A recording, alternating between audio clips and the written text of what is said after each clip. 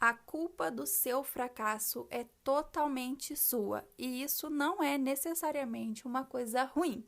O meu nome é Fran Lima e esse daqui é o Aprimore-se Cast, o podcast que tem como objetivo te ajudar a ter um dia melhor aí e também a se desenvolver e crescer em todos os âmbitos. Então hoje a gente vai falar um pouco sobre os fracassos da vida e o porquê que isso tudo que acontece, que não necessariamente dá certo ou sai como a gente gostaria, é totalmente culpa nossa. E isso não necessariamente é algo ruim. Na verdade, eu acredito que isso seja uma coisa muito boa. Porque se a gente for analisar o significado da palavra fracasso, na verdade a gente vai perceber que fracassar nada mais é do que não conseguir alcançar aquilo que você desejava. É você meio que falhar em uma missão ou um projeto. Enfim, você realmente não consegue chegar ao objetivo que você determinou.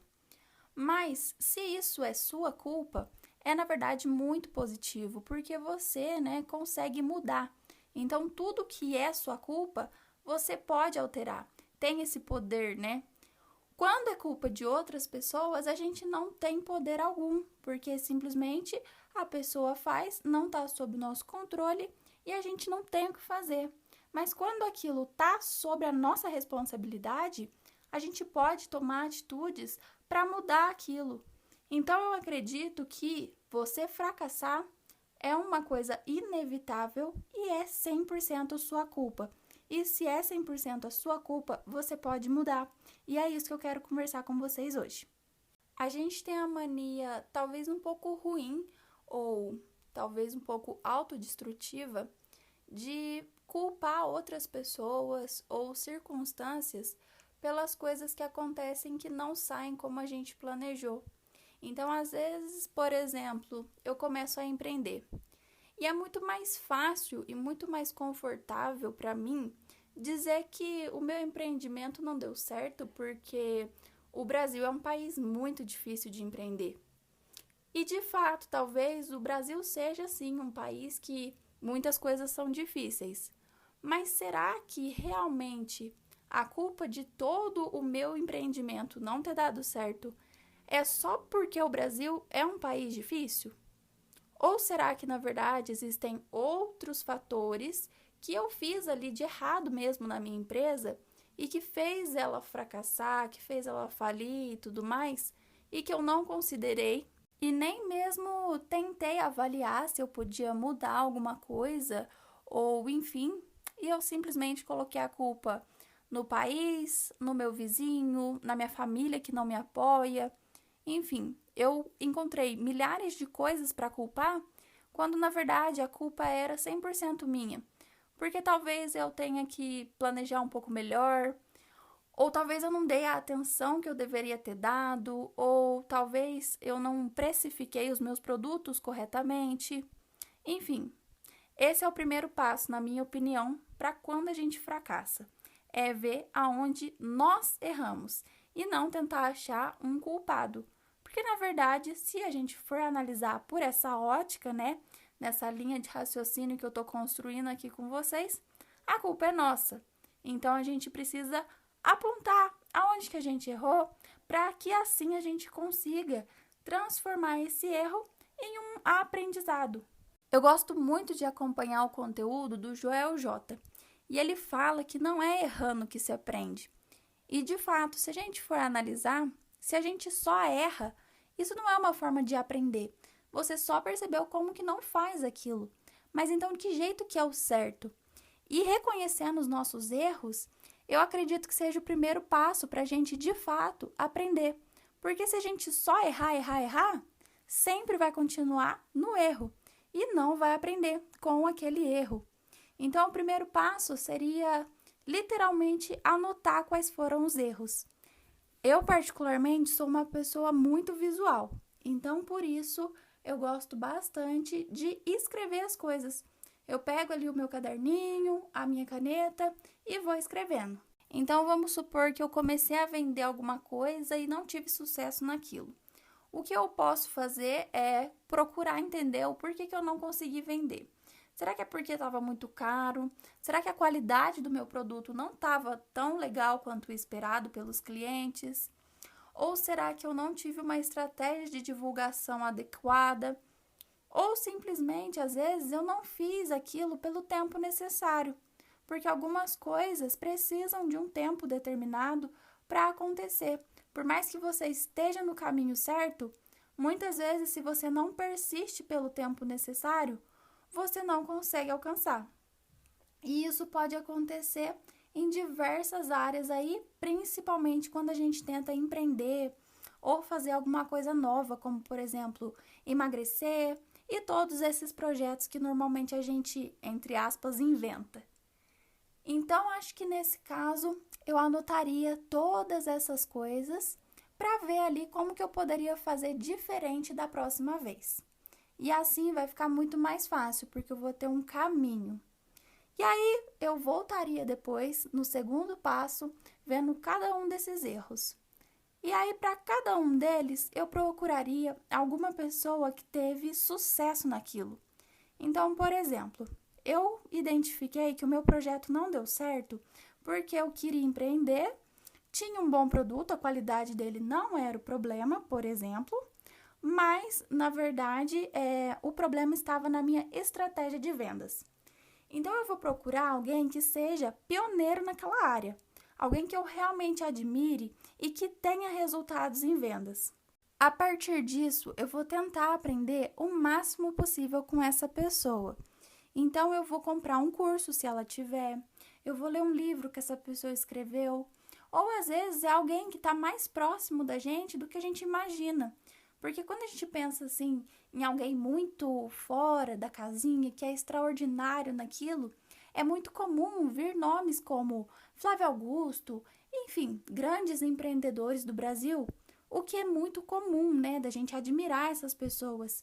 E não é errado a gente admirar elas. Mas eu acho que algumas pessoas que estão mais próximas da nossa realidade também conseguem ajudar a gente com muita coisa. Então eu posso ver no meu ciclo quem que vende muito bem, quem que tem uma loja, ou que às vezes é uma pessoa que talvez nem trabalha com vendas atualmente, né, digamos assim, mas é uma pessoa que realmente ela é persuasiva, ela consegue convencer as outras pessoas a fazerem o que ela quer, entre aspas, né? E aí eu vou aprender com essa pessoa, eu vou ver o que ela faz, como que eu posso também, de certa forma, copiar, entre aspas, né, as atitudes dela, quais são as estratégias, porque conviver com uma pessoa é uma coisa mais leve, né? A gente normalmente não presta tanta atenção. Mas quando a gente, de fato, começa a observar ativamente as atitudes daquela pessoa, tudo muda, porque aí a gente consegue ver quais são as estratégias que aquela pessoa usa para fazer qualquer coisa. Então, às vezes, você percebe que uma pessoa é muito persuasiva e que ela consegue, por exemplo, com que as pessoas ao redor façam o que ela quer. Então, vocês saem, ela sempre é a pessoa que escolhe onde todo mundo vai comer, por exemplo. Essa é uma pessoa que tem algo a te ensinar, porque, de certa forma, ela está conseguindo influenciar as outras pessoas. E aí você pode extrair isso dela, notando o que ela faz para conseguir isso. Então, é muito interessante quando a gente pratica essa escuta ativa e essa convivência mais ativa também, porque a gente começa a observar as atitudes da pessoa e admirar também, né, aquilo que ela faz e, de certa forma, se torna mais parecido com ela e consegue traçar as estratégias que a gente precisa. Outra coisa que é legal para a gente aprender sem gastar nada, porque é claro que fazer bons cursos na área é essencial para qualquer coisa que você queira, mas nem sempre é a realidade de todo mundo, e eu entendo isso. Então, por exemplo, o que você pode fazer é se oferecer para trabalhar de graça para alguém, simplesmente para aprender aquilo com a pessoa. Porque às vezes a pessoa vai te agradecer, né, por estar ajudando ela ali e vai te ensinar até mais do que você esperava. E outra que você vai estar ali no campo de batalha junto com ela, sabendo quais são os desafios que ela enfrenta no dia a dia, o que acontece nos bastidores.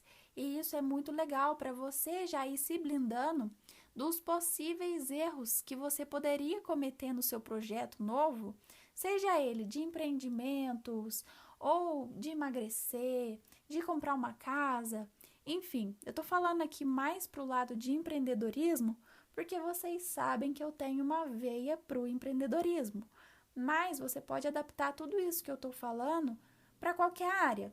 Então, por exemplo, você quer emagrecer e você já tentou, entre aspas, de tudo e não está conseguindo. Então, cola naquela pessoa que já conseguiu atingir o objetivo que você tem, porque assim ela vai te ensinar tudo aquilo que ela sabe. E se você fracassar de novo, tenha a consciência de que a culpa não é dessa pessoa. Na verdade, a culpa é sua, de novo. E isso não tem problema. Isso, na verdade, é algo positivo, porque mais uma vez você pode se reerguer e pode repetir todo o processo quantas vezes for necessário até que você aprenda. Mas se eu pudesse te dar um conselho, eu diria que você não deveria errar muitas vezes até aprender. Então, começa a acompanhar pessoas que já têm sucesso nesse mesmo projeto que você está tentando e está fracassando. Porque essas pessoas, por mais que às vezes você crie uma certa resistência ou não tenha tanta proximidade, elas já fizeram aquilo que você tem vontade. Ou às vezes elas estão no processo. E isso pode te ajudar bastante, porque você pode aprender com elas. Normalmente são pessoas que têm muito a contribuir, e aí você pode até criar laços aí com pessoas melhores.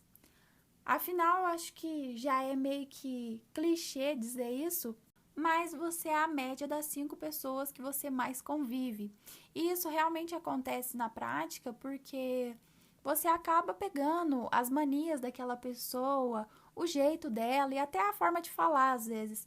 Então, realmente faz a diferença você se cercar de pessoas que estão aonde você gostaria de estar e que também te ajudem, né, a alcançar os seus objetivos para que você transforme os seus fracassos em vitória. E nem sempre isso vai acontecer. Em muitos casos, você vai fracassar mais uma vez e mais uma vez. Mas o importante é não desistir e persistir naquilo que realmente faz o seu coração bater mais forte. E isso não é aquela persistência tóxica, digamos assim, que você vai ficar errando ali e dando murro em ponta de faca. Na verdade, essa persistência pode ser considerada até não tão inteligente. Mas a verdadeira persistência é você ter um objetivo claro e definido e saber traçar as estratégias vendo aonde você está falhando e por que essas falhas estão acontecendo e principalmente ver quem que já superou esses obstáculos e que pode te ajudar. Então, esse foi o podcast de hoje. Você me encontra nas redes sociais como Fran Lima ou O Mundo Empreendedor. Eu te espero aqui toda segunda-feira com um episódio novo. Tchau!